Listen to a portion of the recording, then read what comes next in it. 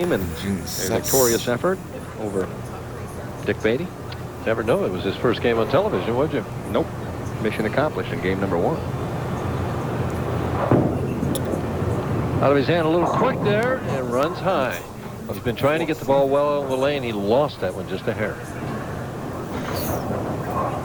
Switches balls to something with a lower surface friction. Goes straighter right at the spare.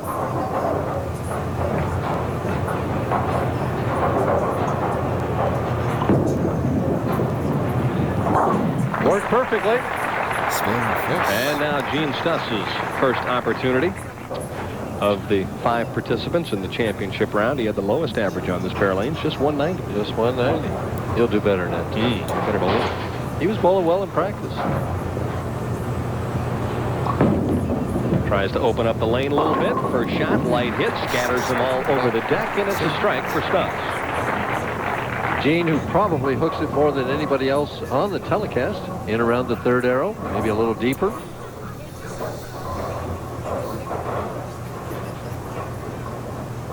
Trying for a quick double here to get out ahead. Has had a sensational year in terms of making it to the championship round. But as far as winning games there, he's had a little trouble. Looking for the quick double.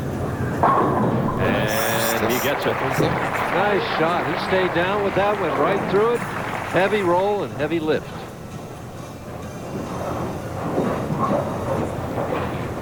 Well, Fraley took care of one Detroit bowler. He's got to do another one now. They're tough up in that neck of the woods. They sure are.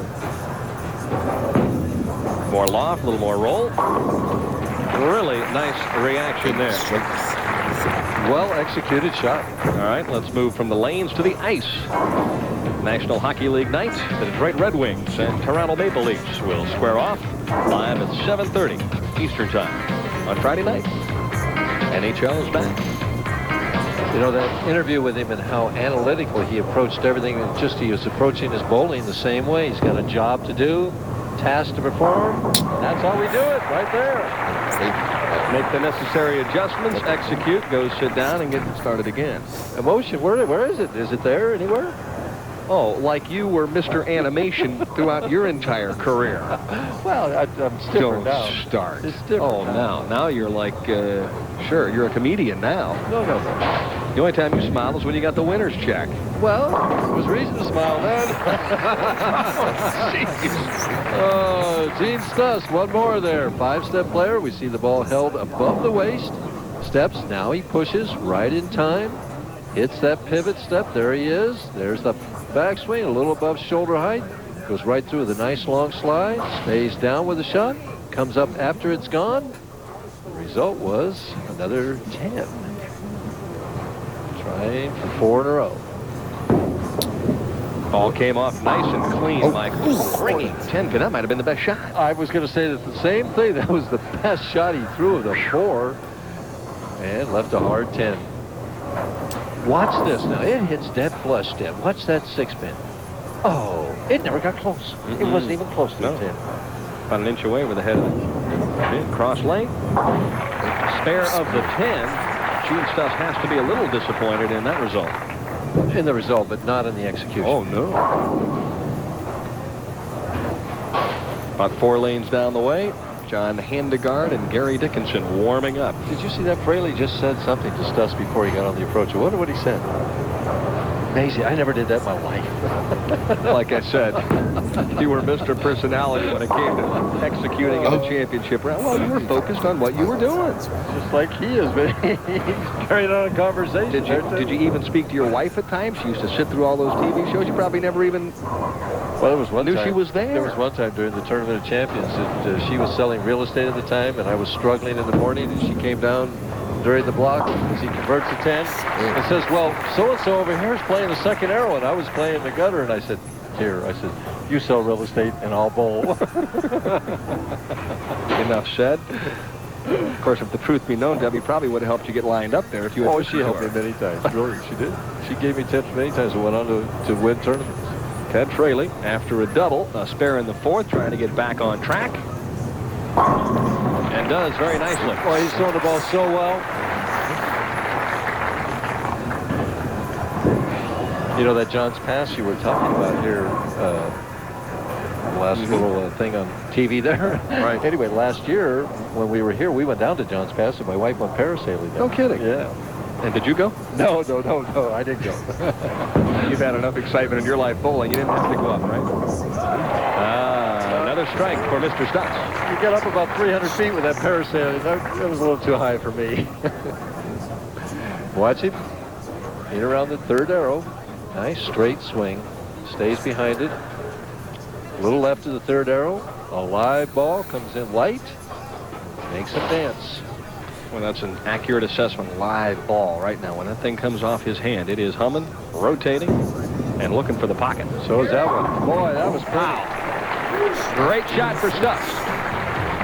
Built in 1927, Don Cesar, locally known as the Pink Lady, is the guiding light used by sailors returning from the Gulf of Mexico. And Booker Ward, a couple of heavy hitters, Michael. Are they? Oh, yeah. Starts at 9 o'clock. Light heavies, that's 168. Is that what that is? You got me there. I think it's a touch heavier than that. Commercial break. The first really bad shot, that ball hung on his thumb, went dead left. You see him grab his thumb there. He just never got out of the ball cleanly. What happens sometimes, Dan, during the commercial break like that, is your thumb will swell a little bit. You know, I always used to check it and kind of do a practice release before I threw the ball. It's interesting, Mike, because after working last week's ladies show, when Kim Berkey went, she threw several shots that were errant, that were right around the nose, but she never threw any splits. That happens. Well, he got that break there. Now, he knew, I mean, he doesn't show much emotion on anything, but he knew that that was not a well-delivered shot. Trailing by 20. He needs to get his act together here. He did late in the game, the last one.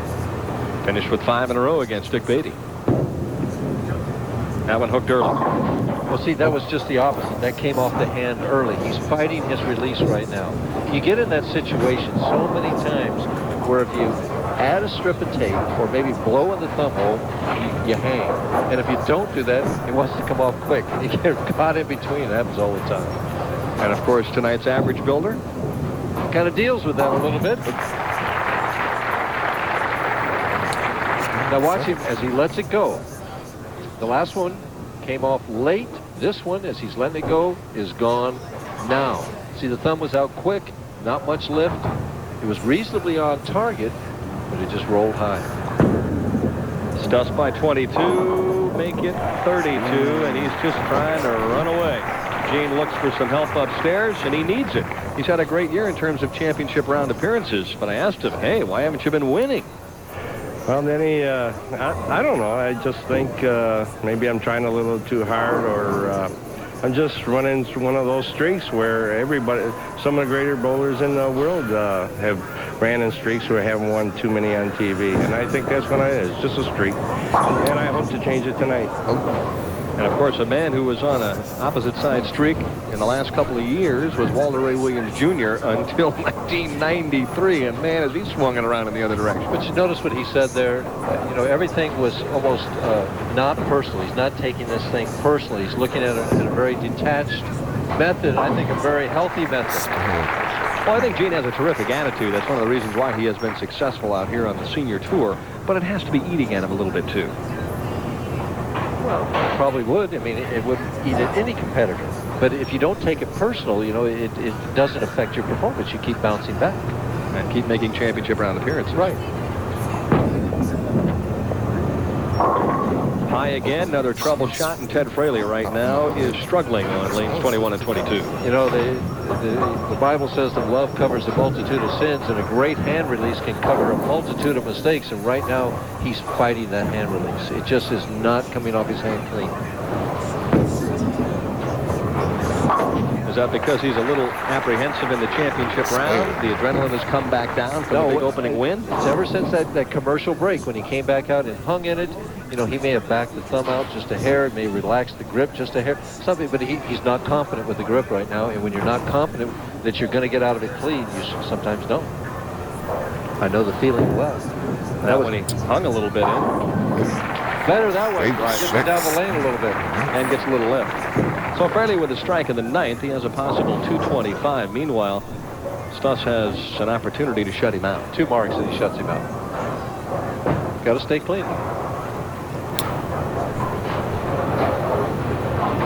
Strike here would do it then. Gene Stus looking very comfortable on this pair of lanes. Very relaxed. I mean, especially since he only averaged 190 in the tournament on this pair. I mean, he looks like, hey, this is his favorite pair. See, even if he opens, he's going to finish with a higher count, unless it was really a bad count. 9 out would be enough. Looking for 258.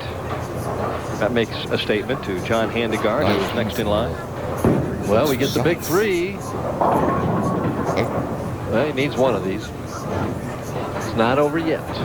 I'm going to say you can handle that. Oh, well, I think he can handle it. Gene Stus looking to win his 2nd game of the year in the championship round. He was kidding everyone because they have the stats for a number of different categories. One of them is championship round play records, and he's made 7 TV shows and wasn't even on the stat sheet because he's only won one time. That's all he needs. Well, that's just enough. I don't know if he knows it. I don't know if he's looking at the score, holds up the score. He realizes it now. It's not the way he wanted to win it, but it's enough. Now he'll sit down. Ted Fraley will finish up. And when we come back, I mentioned Mike Durbin's average roller this evening. There's the piece of tape that he will be inserting. So